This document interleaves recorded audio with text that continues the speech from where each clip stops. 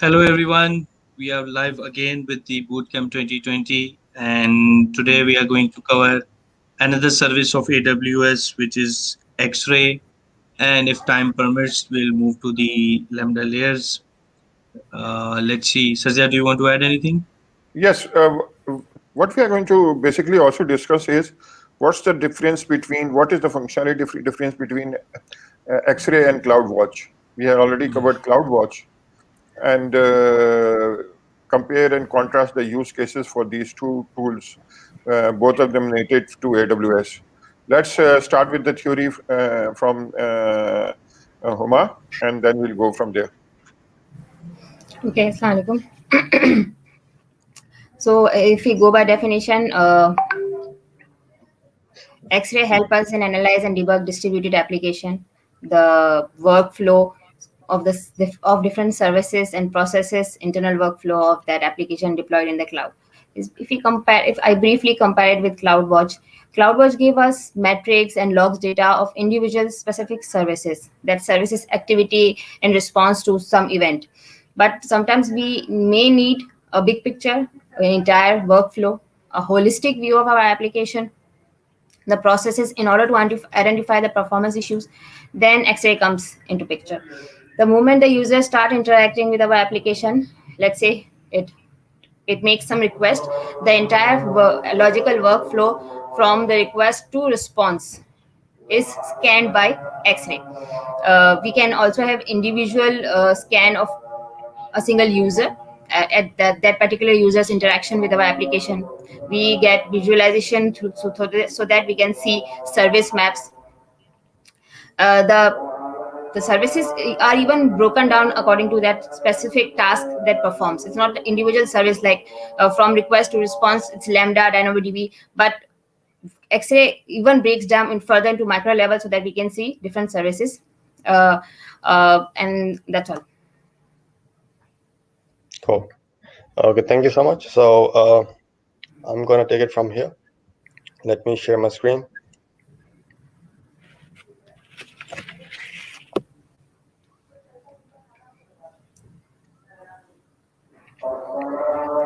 Okay, so basically, Homa, can you mute your mic? Yeah, so previously we learned about CloudWatch, which was a debugging and monitoring tool. And today we're going to see X-rays, which again is a debugging tool, but it is used very differently from CloudWatch. And some of the differences has been highlighted by Homa. So basically, I think X-ray allows you to graphically see the entire picture of your application. It allows you to see different nodes in your application and how are they interacting with each other graphically. So I think that is one of the most important tools of X-ray. So it gives you a holistic picture of your entire application. So before going to the code, let's just quickly go through the documentation of X-rays. So if I read the first paragraph, it says that the AWS XRay is a service that collects data about requests that your application serves and provides tools you can use to view, filter, and gain insights into that data to identify issues and opportunities for optimization, right? For any traced request to your application, you can see detailed information not only about the request and response, but also about calls that your application makes to downstream AWS resources, microservices, databases, and HTTP web APIs. So it's saying that XRay is basically um, trace or monitor the requests that your application serves. This makes it very different from CloudWatch. So basically, when you're using two or more AWS services in your application, they are usually communicating with each other by sending requests.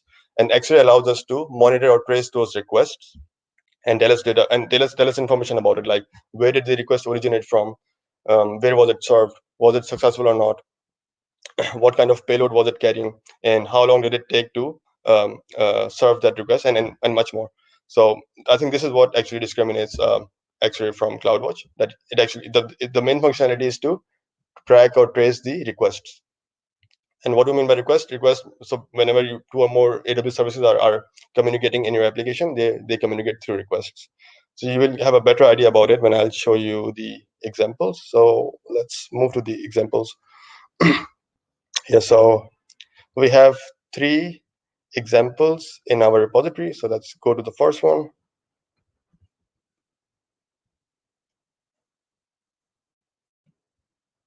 So in this example, we just have one Lambda function. Let me just, yeah. So as you know that CloudWatch is integrated with Lambda functions innately. You don't have to do it explicitly, but X-rays are not. So you have to explicitly enable the X-rays. And how do you do that? You actually write this parameter. In the tracing, you have to make this active, Lambda tracing active. So I think it's inactive by default, right? So when I will run this, when I will deploy this stack, the Lambda function would also be, you can also see the logs of Lambda functions, and you can also see the traces of Lambda function in the X-ray. So in CloudWatch, you have logs. The information in X-ray is called traces. So let's deploy this.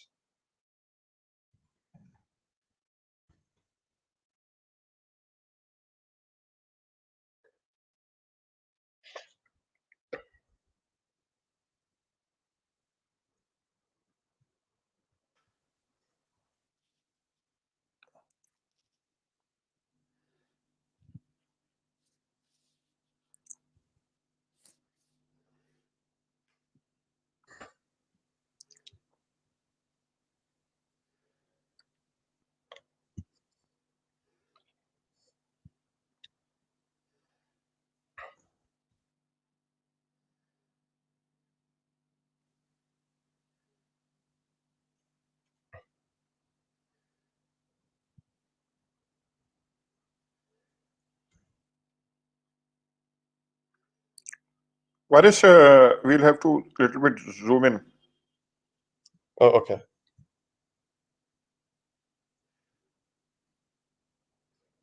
Yeah, I'm just waiting for it to get deployed, and then I'm gonna move to the browser.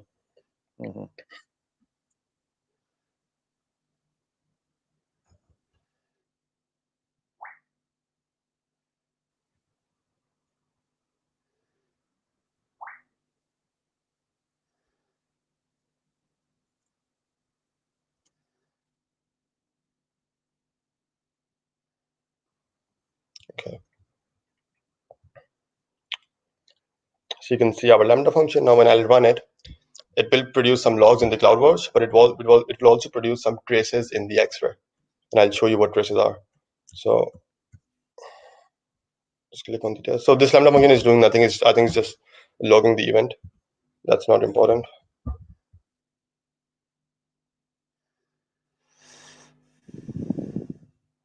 So yeah, so it has run successfully. Now if I go to the monitoring tab, so previously we used to debug and monitor our Lambda function by clicking over here, view logs in CloudWatch. But now we can also see the traces in our X-ray. So let's click over here. Now this will open the X-rays console. Now at the top, you can see this is where you can find the traces that you want to. So here I have actually, this is what you call a filter expression. Here I'm filtering the traces only from this particular Lambda function, right? This Lambda function. So that's why I can only see one trace right now, because I just ran my Lambda function. Now when I click on this trace, now this entire thing is a trace. All this information is a trace, right? And you can see it actually gives us a very nice graphical view of what's happening inside of our application, and also some text, which is very different from what we get in the CloudWatch. So let's first go through this this graph. Let me zoom it in. Okay. So you can see, just to run one simple Lambda function, our application made 2 requests, right? And you cannot see this kind of information in CloudWatch. So what's happening over here is that, first of all, from our client, which is our stack or our code, a request is going to the AWS Lambda service, not the function, the service, right?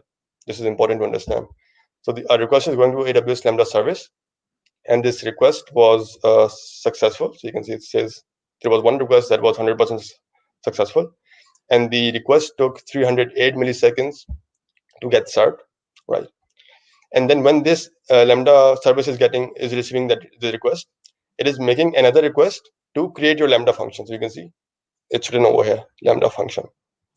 So the Lambda service sends a request to create your Lambda function, and this request was also successful, and it took 34 milliseconds to get processed, right? Now, this is just the graphical representation. You can also get some text information down here. So this is what you call uh, wait, I forgot the name.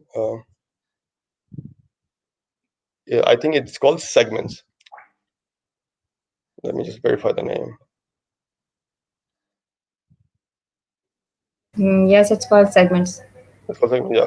So these are called segments, and in these segments you have subsegments. That is more detailed information. So in this segment we only have, so this segment belongs to this circle over here, and this segment belongs to this circle over here.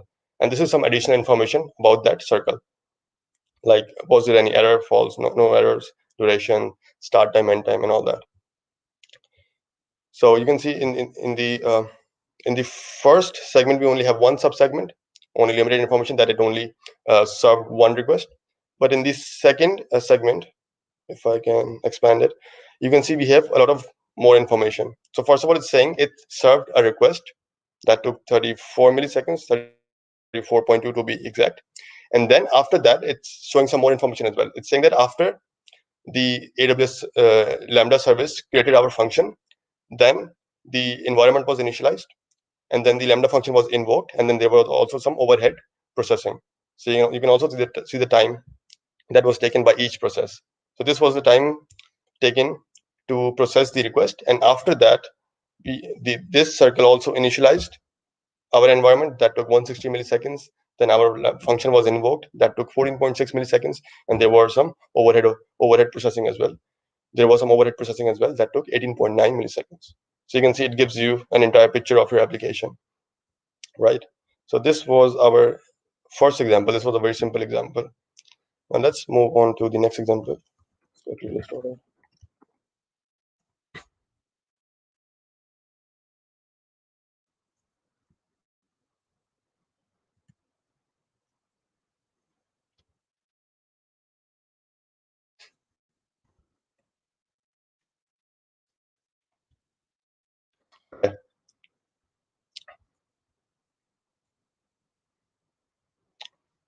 Okay, so in this example, again, we have a Lambda function in which we have enabled our tracing or XRays. And we're also adding some permissions to this Lambda function, permissions to access S3. And why are we doing that? Because we must be using S3 inside our Lambda handler, right? So yeah, so we're making a new role over here. And in this role, we're adding some permissions to access S3, get and list permissions. And then we're attaching that role to our Lambda function. And then we have also enabled the tracing in our Lambda function. Yeah, so basically we have just created a Lambda function and we are giving it a role and enabled the tracing. Now let's see what is inside this Lambda function. Now this example is very interesting. So, okay, for now I'm just gonna comment this out. Explain it to you.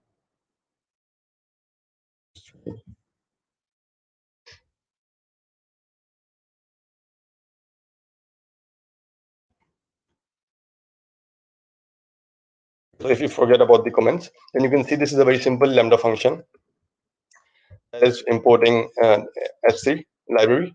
And from that S3 library, we are initializing our S3 service. And from the S3 service, we are saying we're running a function that gives us the list of all the buckets in our account. And that's it. This is a very simple function, right? So let me just quickly deploy it.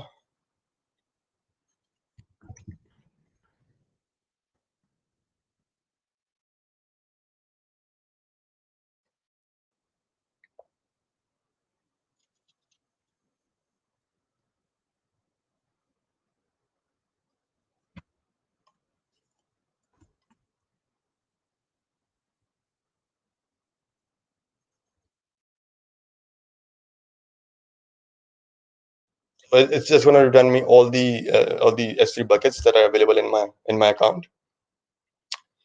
Now, previously we were only, I think, logging the event in the previous example, but this time we're doing something else in our Lambda function. We're actually accessing another service, S3 service. Now let's see what happens in the XRay.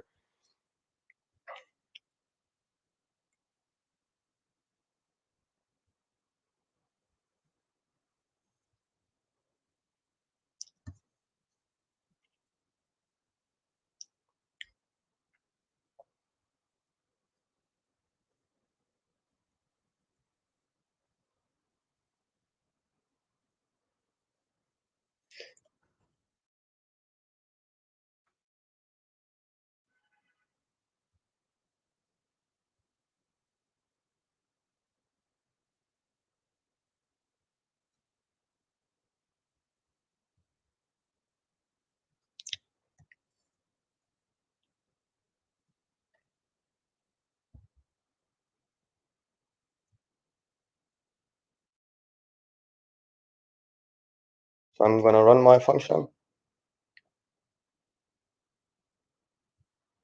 So you can see in the logs, it gave me the list of all the S3 buckets I have. But let's see what did we get in the X-ray.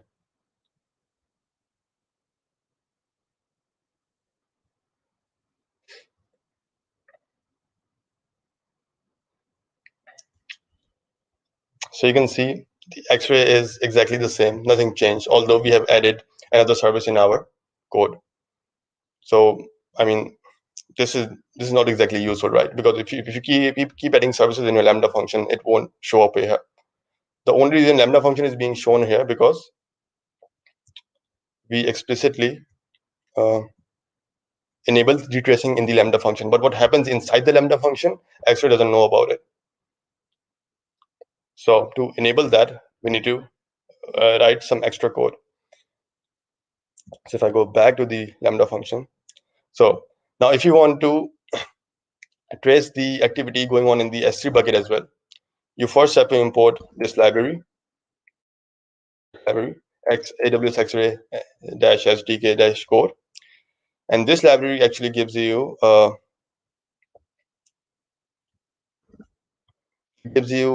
function, a client, and in that client you have to initialize the S3 from your main SDK, like I did over here. So this thing has to go inside an XRay client, and only then the XRay would be able to track this S3 service. So if I can just remove this, now I have initialized my S3 bucket inside this client, and now I can use all the functions of S3 bucket using this variable, right? And now when I will deploy it, I would be able to see something in the XRay console. This is very important to understand that if you just keep writing code over here, it won't be available in the XRay to monitor. But basically, this capture AWS client is basically a wrapper around AWS 3. Yeah, yeah.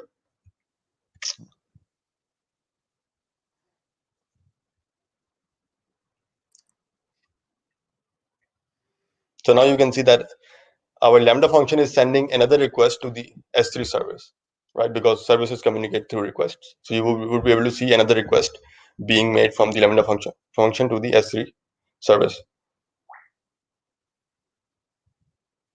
Yeah, it's done. So let's run the Lambda function again.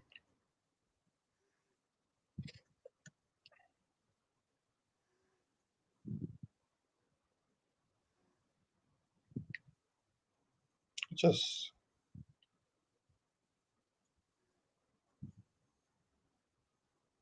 so you can see we have two traces now. The first one I ran 3 minutes ago. This is the new one. So if I open it up, you should be able to see. So you can see there. Let me zoom it in. So you can see there are 4 circles now. Now our Lambda function is sending a request to S3 bucket as well. That is taking 1.5 seconds to be served, right? So it is very important that if you want to debug your application using XRay, you add that wrapper in your Lambda function. And you can also see you're getting some information here as well. So now we have 3 segments. Yeah, now we have 3 segments over here. The third one is for S3. And even in the second segment, that was for the Lambda function, we have some information about the function that we ran for S3. And that function took 1.5 seconds. And what was that function? That function was list buckets. So it also tells you that. And it also gives you a very nice graphical representation of the time slice that was used by each operation. Okay. Now, I just want to do one more thing with this example. Varis, could you please revise it? Which part? How did you change from the normal SDK S3 to this wrapper? Okay. Let me just zoom it in.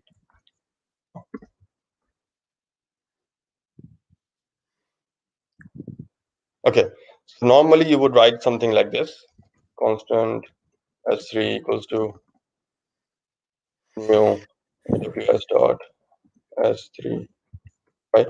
This is how you normally initialize your S3 service from SDK, right?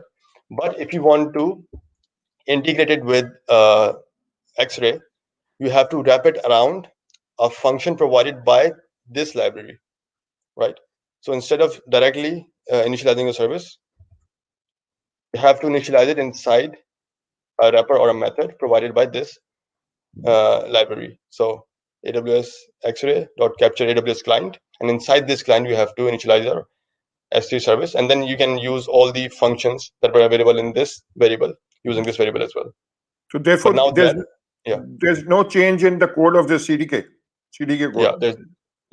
You won't have to change anything beyond that. Yeah. Okay, could you show us the CDK code just for a second? The stack. Yeah. Yep. So therefore, it did not show. There are no changes to this one. No. Because we're using S3 inside the Lambda function, we have to integrate XRay from the Lambda function. Okay. Yeah. Now I just want to show one more thing with this example. Like if I induce an error, what happens? How does XRay shows the error? What I can do is I can just take away the I think the permissions. So now the Lambda function doesn't have the permission to access S3. Now let's see what does XRay show us.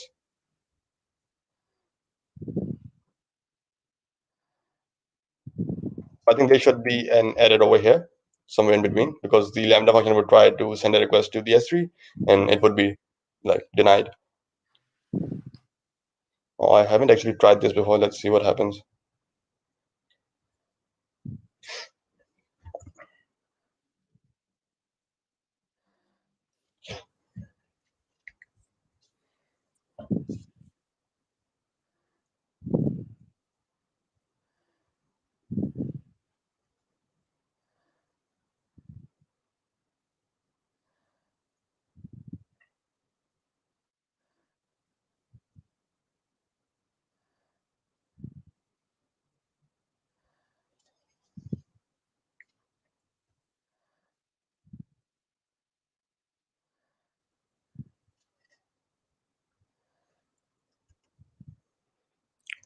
What is using X-ray like this? Does it reduce the time, response time?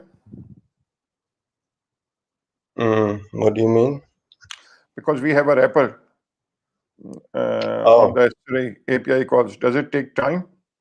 Yeah, it should take some extra time, but I'm not sure how much. Yeah. I mean, it must be sending some data to the X-ray, right? So it must be making an extra request.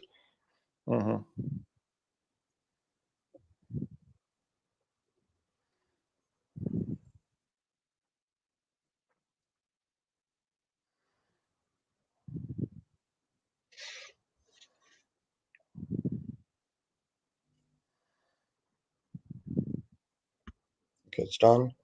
So let's run the function now. We should get an error now. Okay, so in the logs, it's saying access denied. And let's see the traces.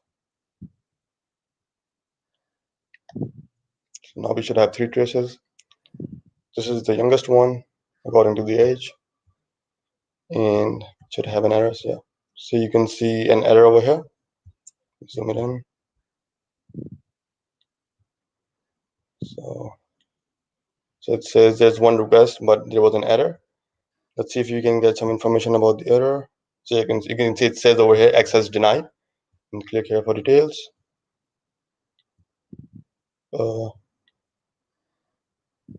I'm not sure where you get the. Yeah, here you go. So it's giving you the information about the error that access was denied. So this is how you can visualize errors in the X-ray. So moving on to the next step.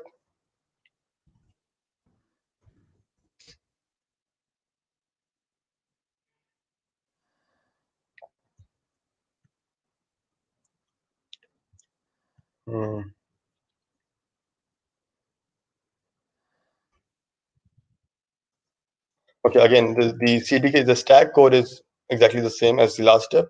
We have a Lambda function and we're adding a role to give permissions for S3. The changes are in the handler. Let's have a look at it. Okay, again, I'm going to comment out some code because it would be hard to explain like this. So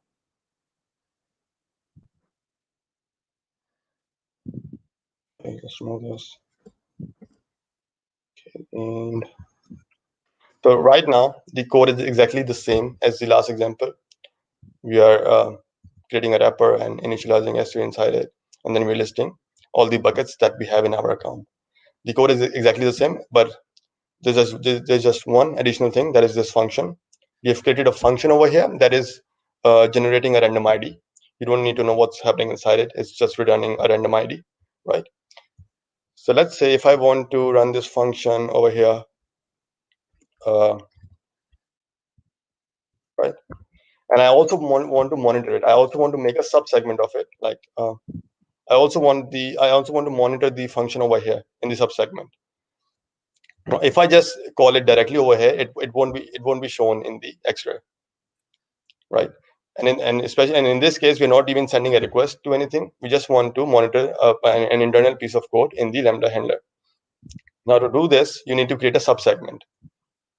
So these are your subsegments. Now we're going to manually create a subsegment. Now the wrapper that we created for S3 created a subsegment automatically. But let's see how can we create it manually. Now to do that, we're going to use the same library that we imported, from which we're using the wrapper, the client. First, use this function get segment, and then what do we want to do? We want to create a new segment. So segment dot add new subsegment, and this is where you add the name of the segment. The name shows up over here. Let me zoom in. These are the names of the subsegments. So I'm naming my subsegment generate ID, right? And what else? And I want to add this function inside this subsegment so that it can be monitored. And then I can close the subsegment. Close, I think. Yeah. Now this will run the function inside the Lambda handler, but it would be inside a new segment just for the X-ray to monitor it. Right. Mm.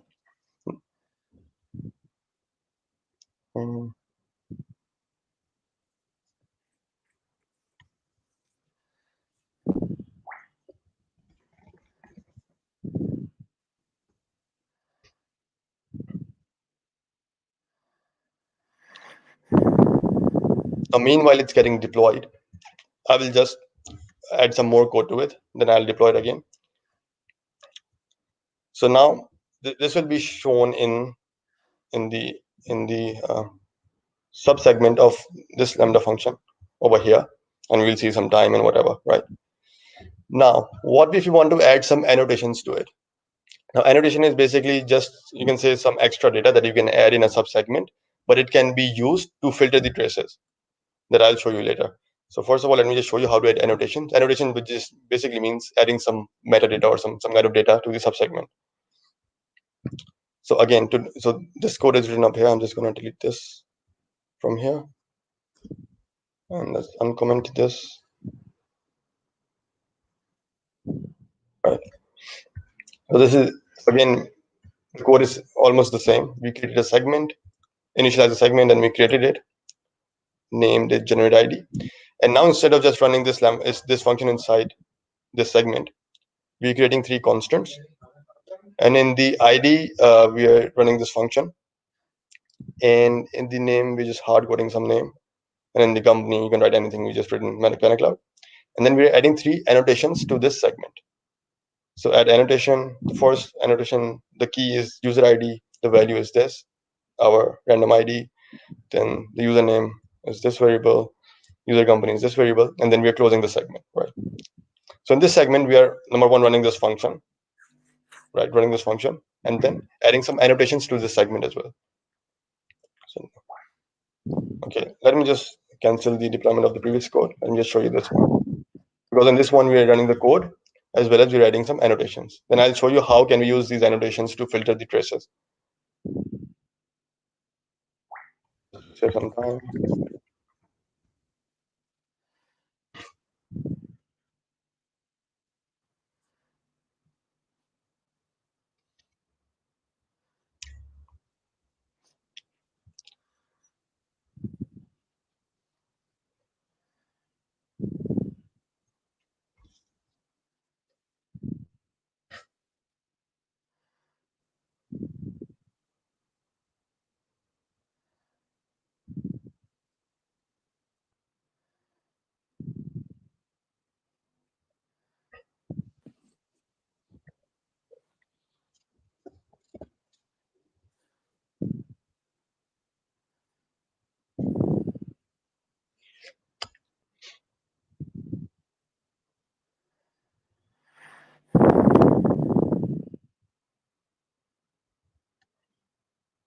And this documentation is really good. I don't remember who made it, but they have documented it really nicely. So it shouldn't be hard for you to follow.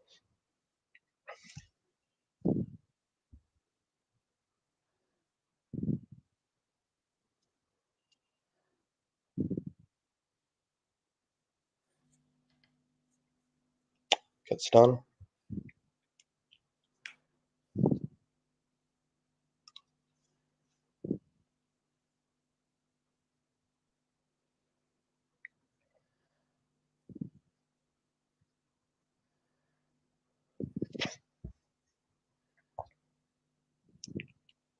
I'm running the Lambda function now.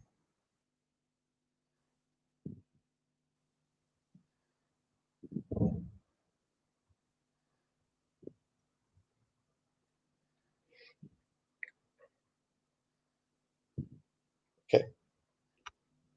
Now let's have a look at the X-rays.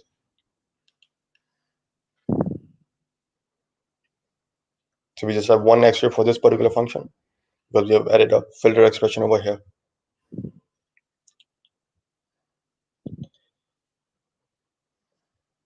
Now you can see the graph is exactly the same. Why? Because subsegments don't show up in the graph. Subsegments show up down here in the text.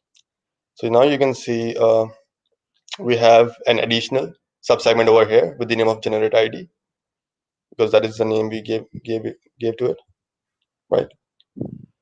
And in this, is actually taking 0 milliseconds. It must be taking like 0.0 something milliseconds. So it's just rounding it off. It can't actually take 0 milliseconds. And then if you click on it and you go to the annotations, you will be able to see the 3 annotations that we added to it, right? So we have added user ID, username, and user company, and we can see the value of these 3 annotations as well. Now, how can we use these annotations?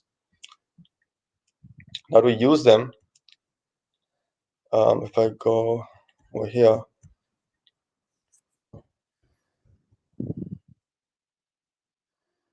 yeah. So this is, you can say this is a filter expression.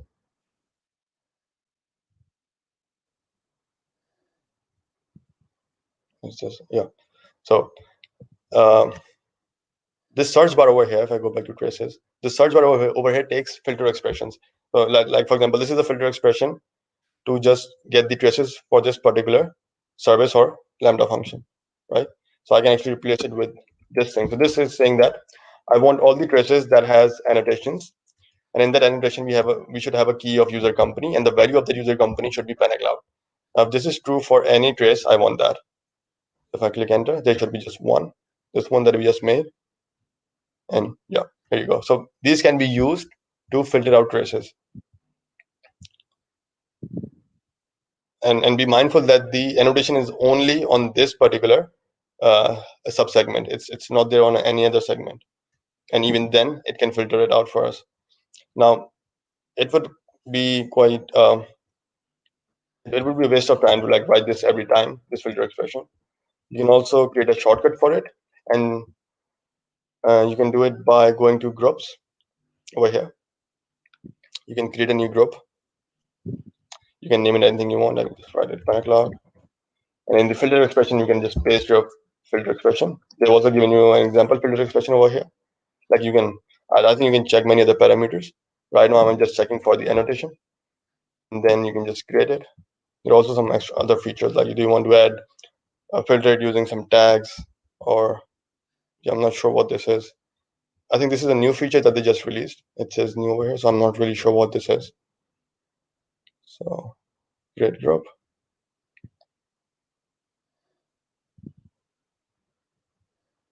Yeah, so we have created a group. Now if I can go back to the traces, right now I'm at the default.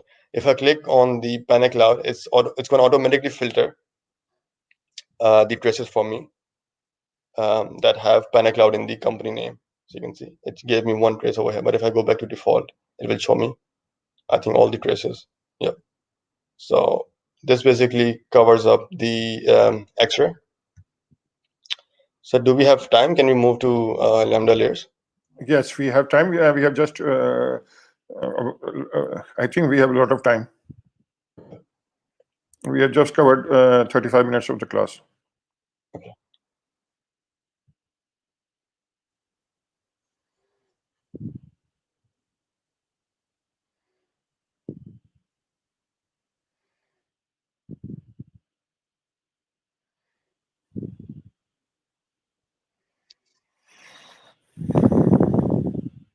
Yes.